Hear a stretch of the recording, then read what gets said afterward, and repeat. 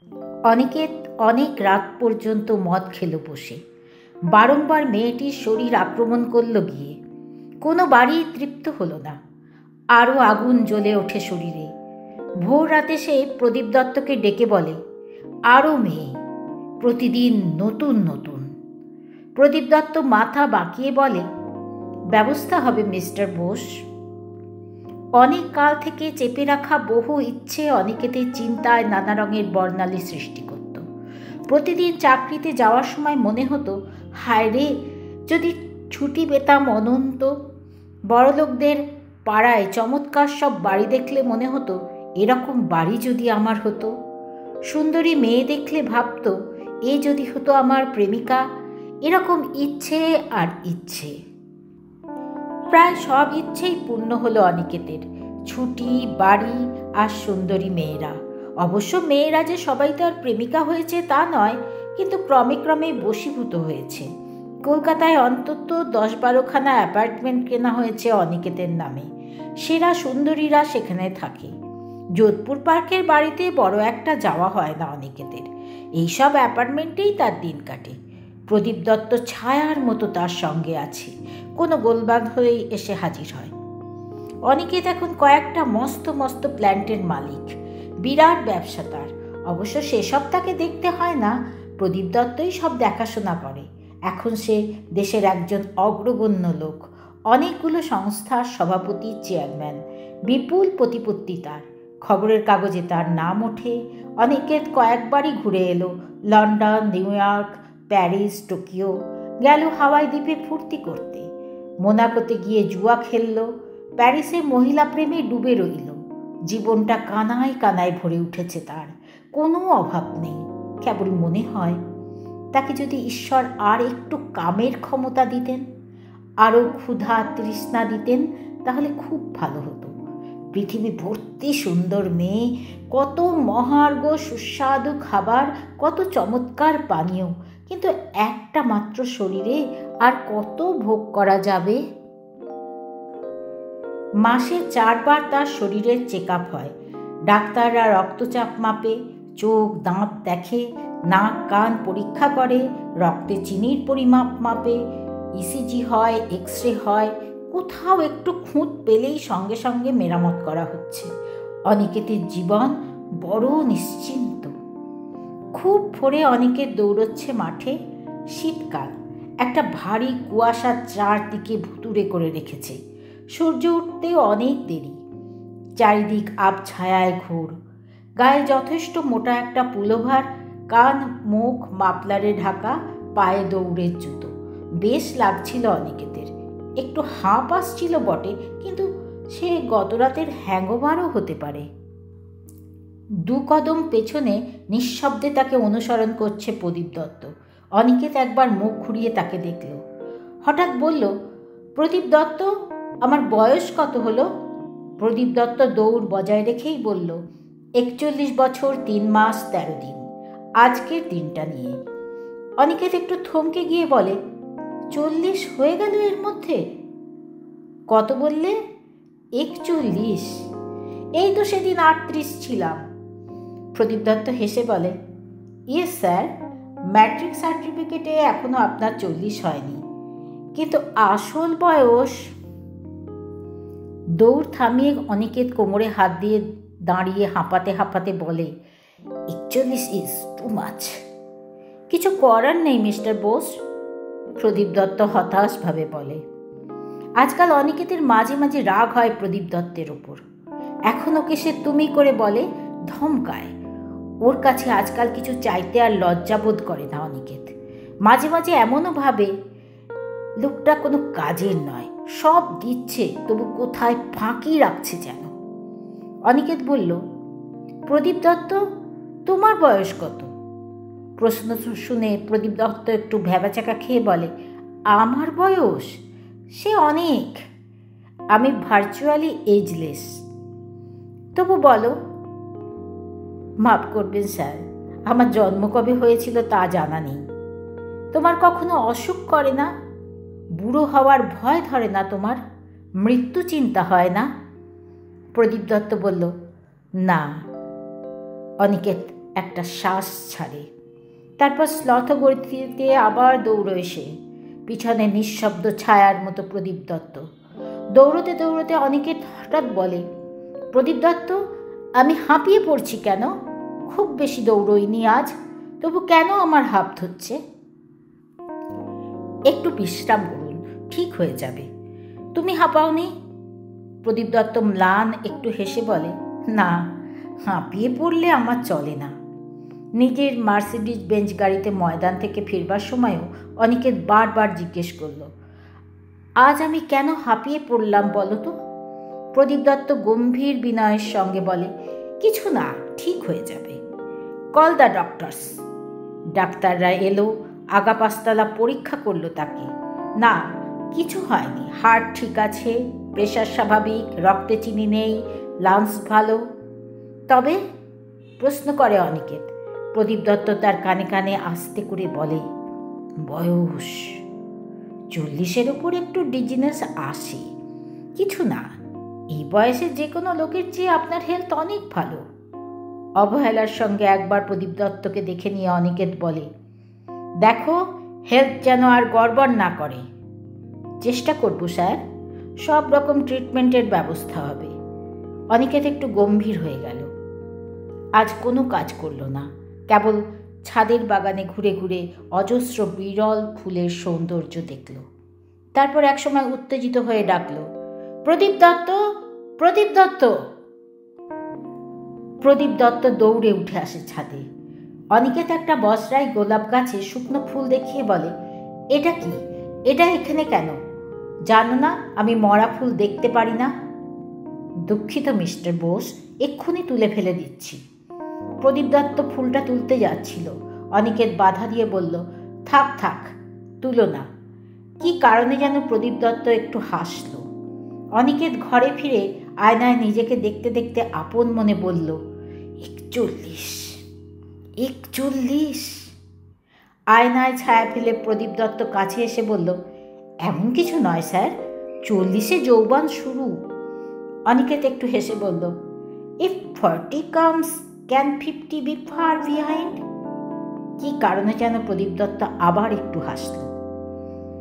কে আমাকে ভালোবাসে? হঠাৎ এই প্রশ্ন মাঝরাতে চাবুকের মতো তার সমস্ত শরীরকে চমকে দিল।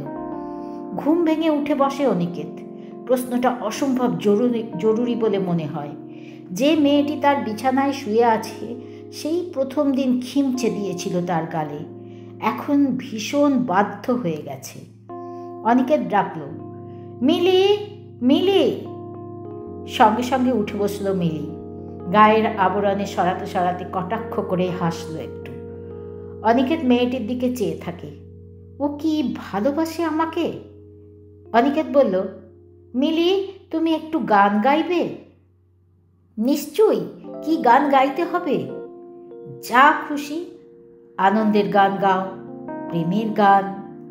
মিলি গাইতে লাগলো। অনিকেত মাথা নেড়ে বলে, না, গান নয়, এসো দুজনে নাচি। দুজনে নাচলো। নাচতে নাচতে ক্লান্ত হয়ে পড়ল। হচ্ছে না, অনিকেত বলে। কি? কিছু নয়। মিলি, আমাকে একটু জড়িয়ে ধরে থাকো। তোমার শ্বাসে আমার শ্বাস মিশে যাক, আমি কিছুক্ষণ তোমাকে অনুভব করি। মিলি আসলে সে জড়িয়ে ধরল তাকে। নিঝুম হয়ে খানিকক্ষণ অনুভব করে অনিকেত। মিলিকে সে যা করতে বলে তাই সে করে, নইলে প্রদীপ দত্ত আসবে, ভয়ঙ্কর শাস্তি দেবে মিলিকে। অনিকেত মিলির বুকের হৃৎস্পন্দন শুনল। জোরে চলছে হৃৎপিণ্ড। এই হৃৎপিণ্ডে ভয়ের বাস, লোভের আস্তানা। ঘোর রাতে গাড়ি বের করতে হুকুম দিলেন অনিকেত। প্রদীপ দত্তকে ডাকতে হয় না, সে নিঃশব্দেই চলে আসে। বিভিন্ন পোষা মেয়ে মানুষের কাছে ঘুরে বেড়ায় অনিকেত, নিজের বউ ছেলের কাছেও যায়, কিন্তু কোথাও যেন কোনো নিশ্চয়তা পায় না। সবাই বাধ্য, বিনীত, ভদ্র, হুকুম মাত্র যাকে দিয়ে যা খুশি করাতে পারে অনিকেত। তবু কেমন এক অনিশ্চয়তা। এই গভীর রাতে সে সকলের কাছে গিয়ে ঘুম ভাঙালো। কেউ বিরক্ত হলো না, বরং তটস্থ হলো, আপ্যায়ন করলো, ভালোবাসা প্রকাশ করলো, এমনকি ঝুমুরও। আশ্চর্য। অনিকেত গাড়িতে ফিরে আসবার সময় বলল, একটু যেন লজ্জিত হয়ে প্রদীপ দত্ত বলে, আপনি যেমন চেয়েছিলেন ঠিক তেমনই তো সব অ্যারেঞ্জমেন্ট করা আছে মিস্টার বোস। আপনি কোনো ত্রুটি পাচ্ছেন না তো? পাচ্ছি প্রদীপ দত্ত। আমি একটা মানুষকেও অর্জন করতে পারিনি। কেউ বেয়াদবি করেনি তো স্যার? প্রদীপ দত্ত উদ্বিগ্ন হয়ে বলে। না, আর সেইটাই তো বড় বেয়াদবি। এরা কেউ বেয়াদবি করছে না, রাগ করছে না, আমার ওপর অভিমান করছে না, অবাধ্য হচ্ছে না। যে আমাকে ভালোবাসবে সে তো কখনো কখনো একটু অবাধ্য হবে, অভিমান টভিমান করবে প্রদীপ দত্ত, তাই না? প্রদীপ দত্ত গম্ভীর হয়ে বলে, ওসব অ্যাবস্ট্রাক্ট জিনিস মিস্টার বোস আমার এখতিয়ারের বাইরে। তুমি কোনো কাজের নও, অনিকেত রেগে গিয়ে বলে।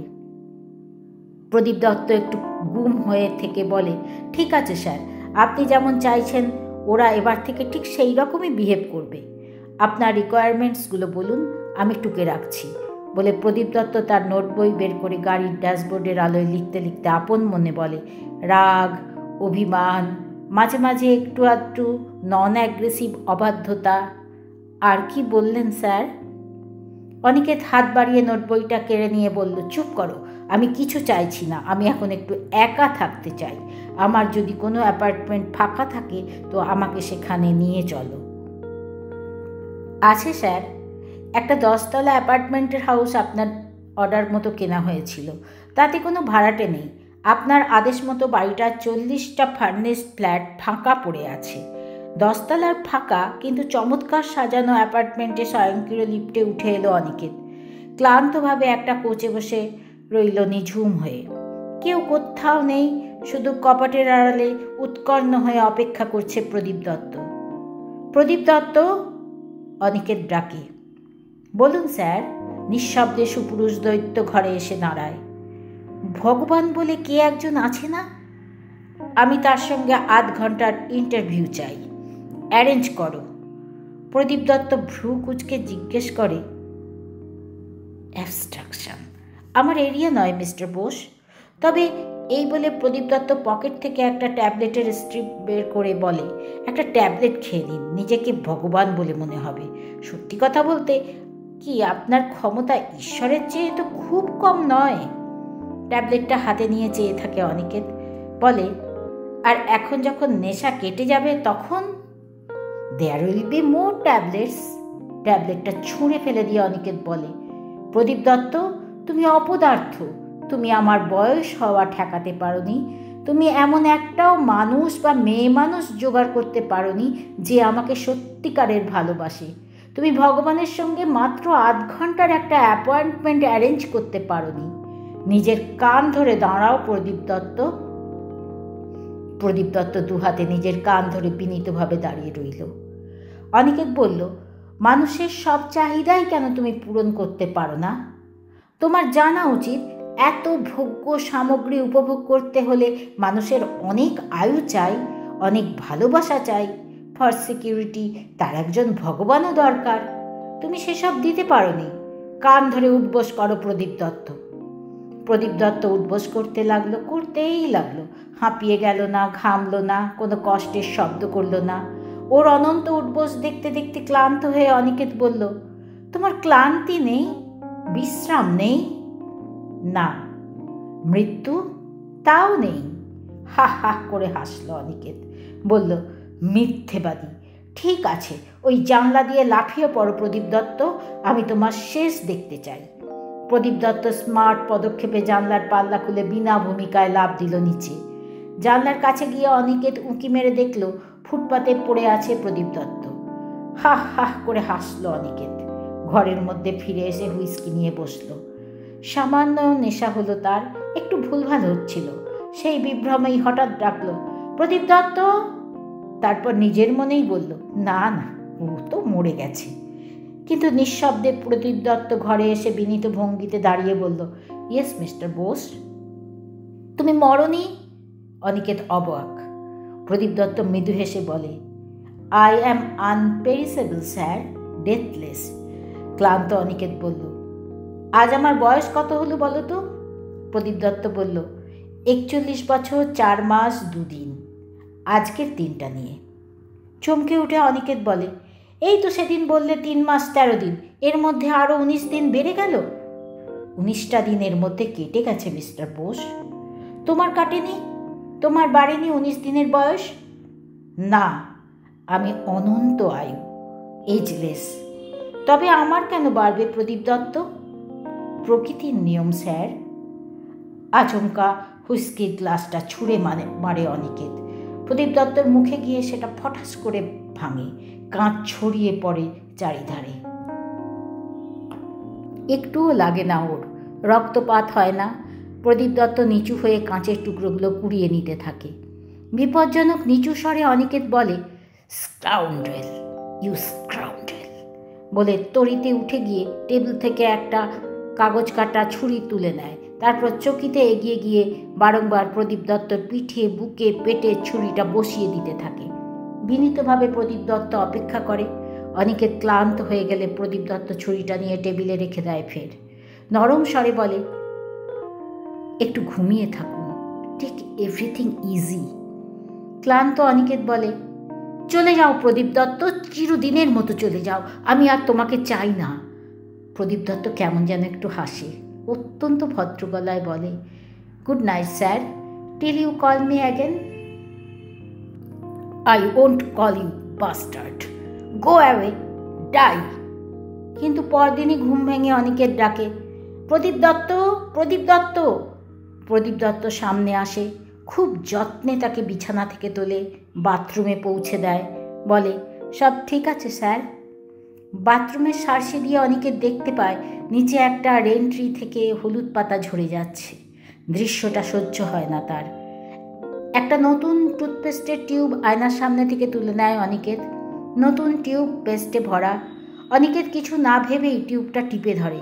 সাপের মতো কুণ্ডলি পাকিয়ে পেস্ট বেরোতে থাকে। সারা বাথরুমের মেঝে জুড়ে অনিকেত পেস্ট ছড়ায়। পেস্ট দিয়েই সে মেঝেই লেখে, আমি চাই অনন্ত আয়ু, আমি চাই অনন্ত ভালোবাসা। হায়, পেস্ট ফুরিয়ে যায় এখানে। টিউবটা ছুঁড়ে ফেলে দেয় অনিকেত। চিৎকার করে ডাকে, প্রদীপ দত্ত, কেন টিউবের পেস্ট ফুরোবে? আমি এমন একটা টিউব চাই যার পেস্ট কখনো ফুরোবে না। যাও নিয়ে এসো। প্রদীপ দত্ত অনেকগুলো জায়ান্ট সাইজ টিউব এনে দেয়, কিন্তু সেগুলো আর ফিরেও দেখে না অনিকেত। সে বলে, প্রদীপ দত্ত, তুমি কবে আমাকে ছেড়ে যাবে? আমি ছেড়ে যেতে পারি না মিস্টার বোস, আমাকে আপনার মৃত্যু পর্যন্ত থাকতে হবে। আমার মৃত্যু কবে হবে প্রদীপ দত্ত? যথা সময়ে, অপেক্ষা করুন। কিন্তু আমি তোমাকে সহ্য করতে পারছি না। কোনো নশ্বর মানুষ সহ্য করতে পারে এক মৃত্যুহীন মানুষকে?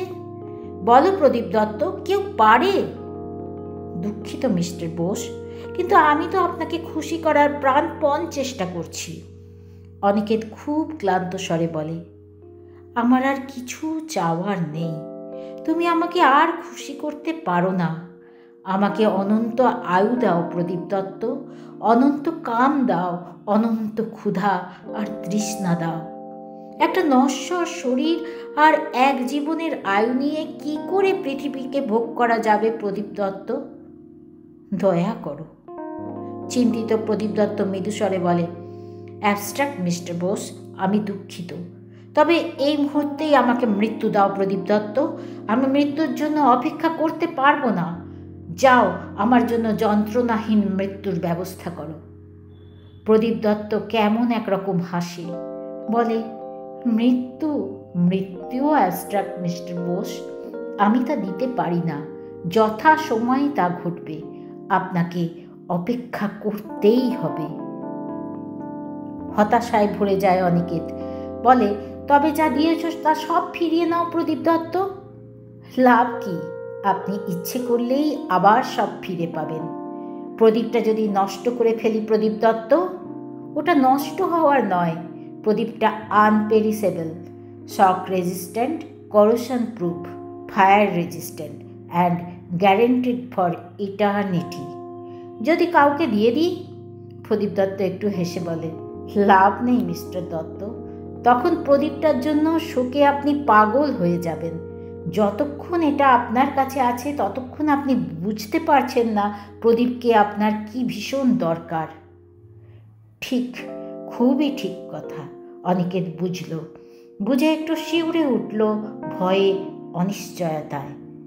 বলল, না না, কাউকে দেব না, সেটাই বুদ্ধিমানের কাজ হবে বলে কেমন একটু হাসল প্রদীপ দত্ত।